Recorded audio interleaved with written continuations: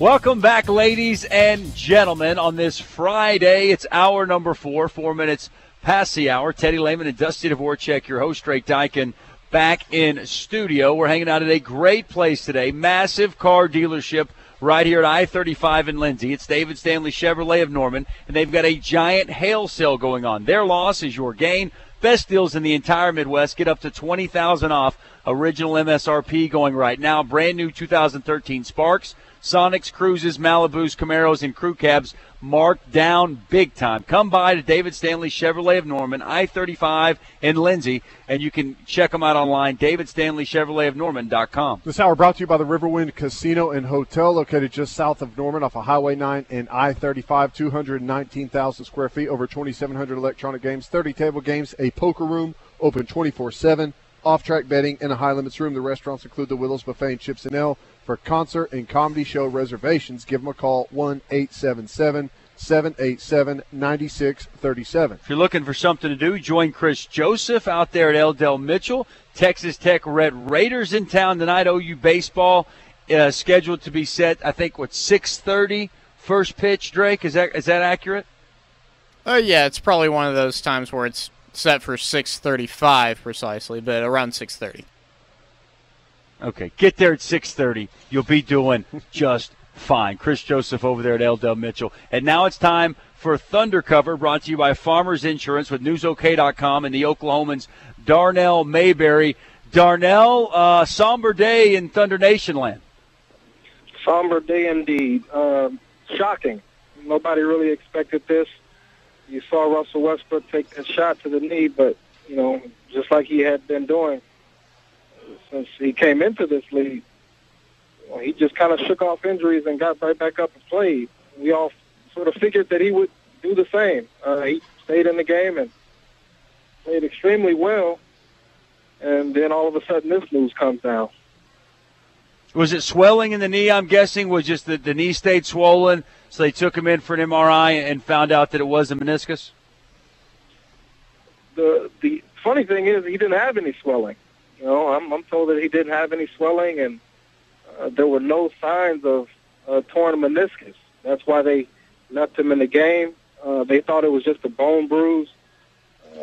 All the exams that they did were consistent with a bone bruise, nothing with swelling or anything that would limit him. So it wasn't until the next day that they took the MRI, and even after they got the MRI, he still wasn't having symptoms that would point to a torn meniscus. But then this morning, I think he woke up, and that's when, some swelling started, and they really realized for the first time something was going on. Darnell, a lot of speculation out there, a lot of people saying, it's not that bad of an injury. They're just going to go in, trim the meniscus a little bit. He'll be out 2 to 4 weeks. There's other people saying that, they may have to repair this thing. It could be up to 3 months. What's the latest? What have you heard about the injury? What's the prognosis looking like? Well, nobody knows. And it's all just speculation at this point. Until they get in there and put him on the table, and get inside, it's anybody's guess. You're hoping that it's just a minor thing where you just got to clean it up. But at this point, no one knows. Joined by NewsOK.com and the Oklahomans Darnell Mayberry. Darnell, I saw you on ESPN today. What's more nerve-wracking, ESPN or coming on with us? Coming on with you guys. I'll be honest. The national people really don't know. The local people, the local fans, they know what's going on. So you really got to be on top of your game when you're talking to the local fans. No doubt about it. Darnell, so, you said you don't really know right now. No one really knows the prognosis until they get in there. Not going to know. I kind of feel, and guys, we can just talk about this. Sam Presti, the way this organization operates, you got a 24-year-old Russell Westbrook. I can't imagine, regardless if it's short-term, if it's a long-term surgery, you're not rushing this guy back regardless because you want the long-term health of him. I think that's a lot more important than the short-term playoff run. Yeah, I'm with you. I think, the guy's only 24 years old. He's obviously one of your 2 superstars. He's an all-star, top 3, top 5 point guard, whatever you want to put him. But he's just too valuable for this team to rush back. I don't think it's worth it. And I don't even think it's a matter of, oh, well, the Thunder wasn't going to win anyway against Miami if they got there. I don't think it has anything to do with that. I think you just need to protect him and protect him from himself. He's got a bright future, and it's not worth risking his future for a short-term gain. It's one of those things where, Dusty, you were even talking about it earlier. Last year you make it to the finals with Miami, and, we've been assuming all year that there's going to be this rematch with Miami. That's never guaranteed, and this just shows you, it's right there in front and center, how one little thing can change it. And, it wasn't even a deal like Derrick Rose where he comes down and it immediately. It's a couple days later we wake up and find out, oh, my gosh, we're not going to have Westbrook. Yeah, Chico, something that was interesting? He was the only one that knew it immediately. Everyone else thought, okay, something happened, but it's Russell Westbrook. He'll shake it off.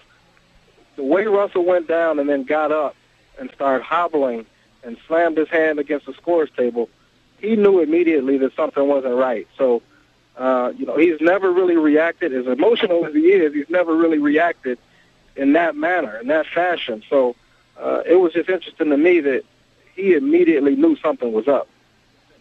What's crazy is right now you're sitting there going, man, I wish we had Eric Maynor, because Reggie Jackson's going to step up. And, I think it's been good. Ted and I have been calling the show. We like Reggie Jackson. We like what we've seen out of him. Seems like the more and more he plays, the better he gets, and I think that's good. I think that you're in pretty good hands with Reggie Jackson. I just wonder, now Derek Fisher, who we've seen primarily as a spot-up to Darnell, stand over in the corner and miss threes, now you're going to expect him to come off the bench and be a creator, be a facilitator, and I don't know in his 17th year in the NBA if he can still do that. I think he can bring the ball up a little bit, but, he's just sort of the de facto point guard at that point. I expect Kevin Durant to have the ball in his hand a lot more.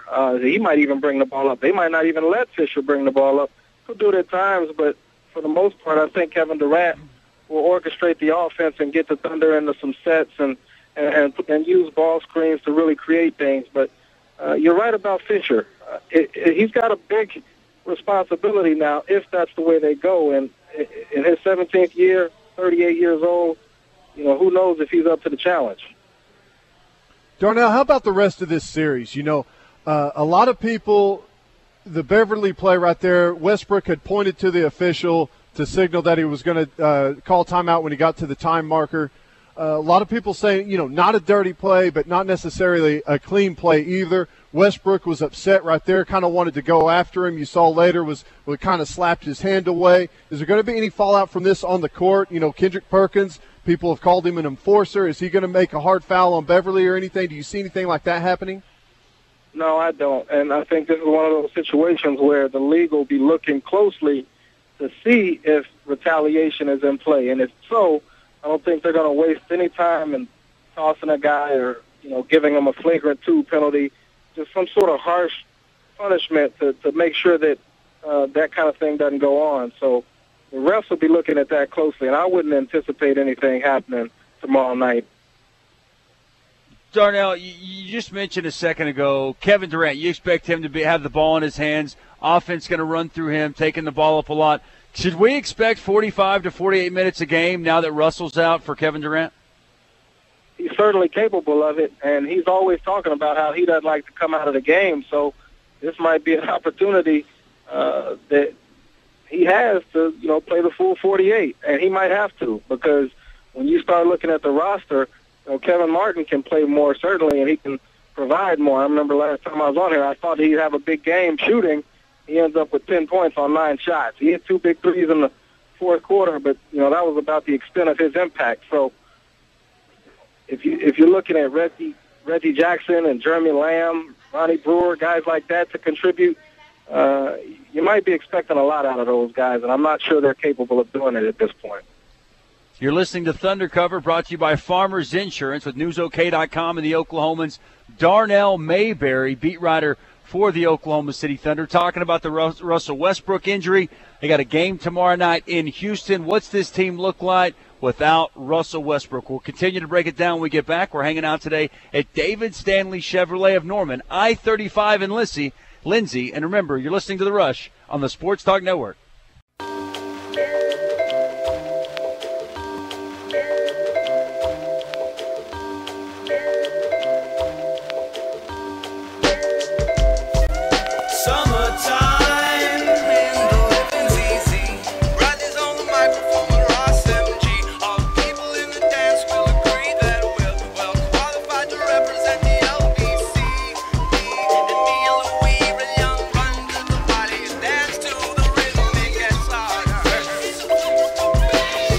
Friday, April the 26th, and welcome back. 18 minutes past the hour. It's hour number 4. Dusty Dvorak and Teddy Lehman, your host, Drake Dykin, hanging out back in studio. We're at David Stanley Chevrolet of Norman, I-35 and Lindsay baseball team. Now it's time for Thunder Cover, brought to you by Farmers Insurance with NewsOK.com and the Oklahomans' Darnell Mayberry. Darnell, you had this thing as a sweep when we started.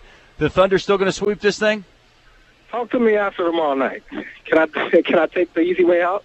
Yeah. I don't think. I'll give you a pass on this one because I don't know if anybody knows. I mean, here's the thing. How can you know what the Oklahoma City Thunder are going to look like? The guy's never missed a game since he got drafted here. So to know exactly what this team offensively, defensively is going to look like, I think we're going to have to kind of wait and see. Yeah, there were so many questions about this team going into this year's postseason without James Harden. And now you could be facing the rest of the postseason without Russell Westbrook. So I feel like there's so many questions that need to be answered. You just have no idea what to expect tomorrow night and going forward in the playoffs. So, but I think the Thunder has always done a great job of just basically being resilient and showing some toughness, no matter what kind of adversity they've gone through, whether it was a trade or injury or a bad call. I remember one of the refs called he missed a call on Kevin Durant out in Utah. They didn't complain. They just, and it could have potentially determined their playoff seeding that year. So they didn't complain. They just went about their business and kept it moving. So I expect them to do the same thing this year with this injury, even though it's the most adversity that they've ever had to deal with. That's what this franchise is about, and that's sort of how they've built, and I expect the same. Darnell, talk to me like I'm just a casual Thunder fan, like I don't watch every single game. Talk to me about Reggie Jackson.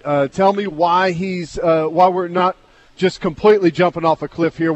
Talk to me about some of the positives he brings to the table. Well, Reggie Jackson was a player who was compared to Russell Westbrook last year. Russell 2.0, sort of is what they called him. He's not nearly as athletic as Russell Westbrook, but some of the things he does, the rebounds he grabs, his length on defense, and how he's able to get in the passing lanes and just get through the lane and dunk on people. He sort of reminds you of Russell Westbrook. So he's able to do some of the same things that you see Westbrook do, but he's just not as consistent yet. He's still a young player, and he's going to get better. I think this is going to be a big opportunity for him and a good test to see exactly where he is in his development. But, when you lose a player like Westbrook, there's no replacing that. But Reggie Jackson is a terrific option to have if you had to go through this. I think he's going to rise to the occasion. I think he's going to do a good job. Darnell, when we first started talking with you about the playoffs, we talked about the others. It's got to be the other guys. And I think now at this point, KD's going to raise the level of his game. I don't think that's a question for anybody. But it's also going to be, if it's not him scoring, it's going to be him creating. Thabo Sefolosha, Serge Ibaka, as much as you needed them to step their game up, I think that's intensified even more so. Yeah, Serge Ibaka has been playing well.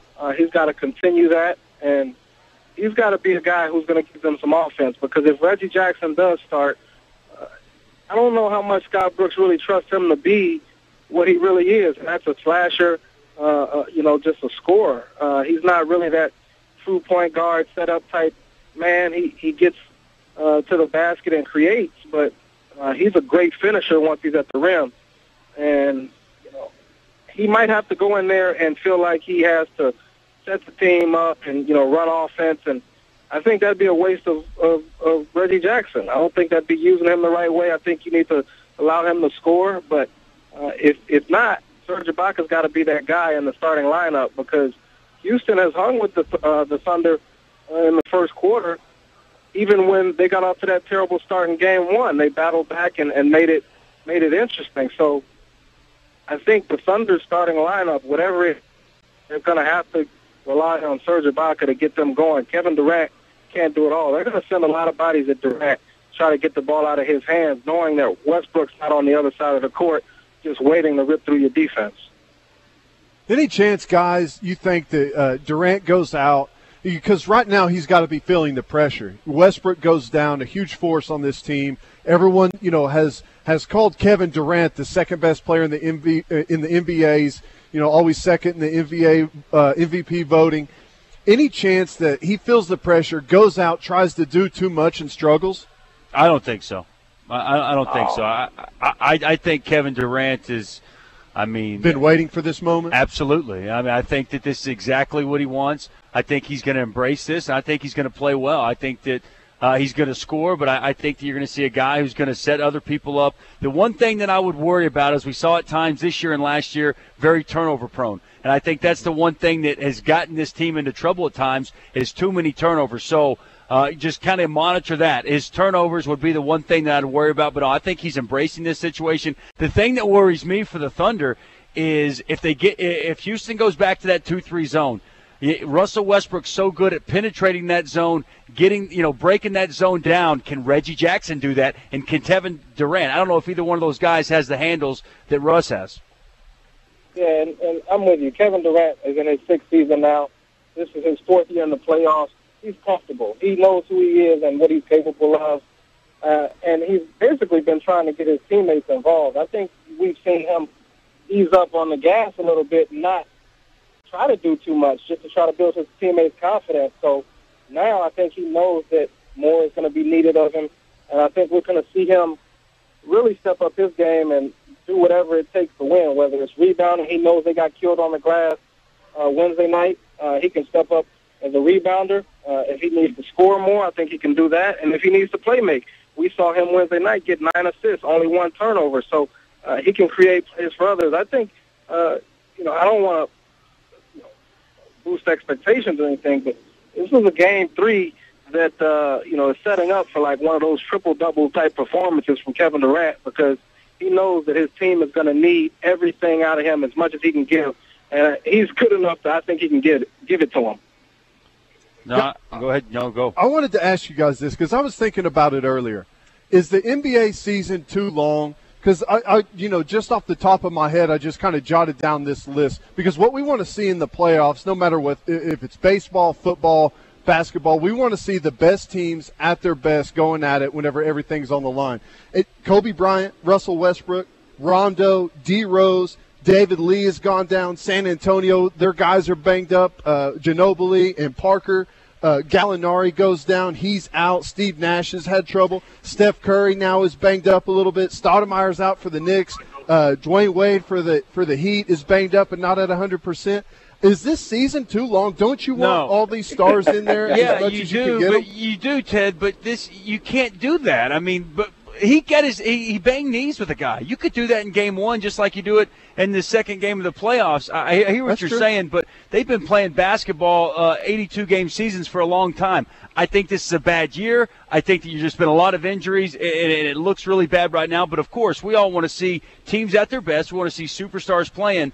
But I don't think that you necessarily change an NBA schedule. You take games away. It's a long season, but I think that you can get injured just as easily in the preseason, games 1 through 10, as you can late in the season. That's true, but you got to admit that with the more tired your body is after more wear and tear, you're more susceptible to injury. You got to admit that. Yeah.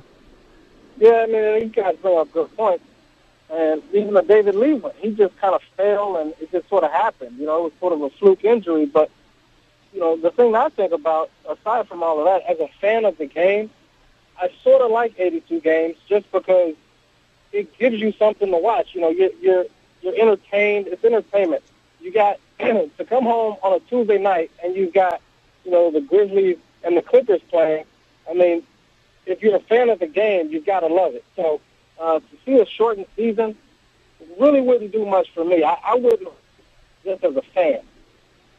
Yeah, I love watching all the regular season games, but man, I was just thinking about this year's playoffs. All the star power that's going to be sitting on the bench in a suit is and just not at 100%. This year is a down year for the NBA with the top guys. No doubt about it. 100% is. We're joined by Darnell Mayberry of NewsOK.com and the Oklahoman. Darnell, I want to try to get into tomorrow night's game, but I quickly want to ask you about the other night's game. 57-40 on the boards. They out-rebound them 19-10 offensive rebounds. They went small, the Houston Rockets did, yet still this Oklahoma City Thunder team, we've seen at times this year, problematic on the rebounds. How do they correct this, Darnell?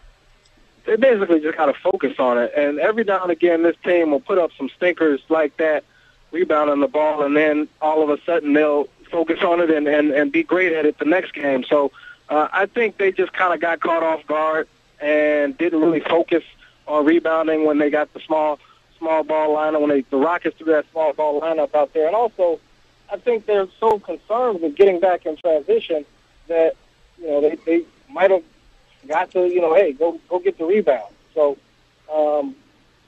I think it will feel better. I think we'll see a much better effort.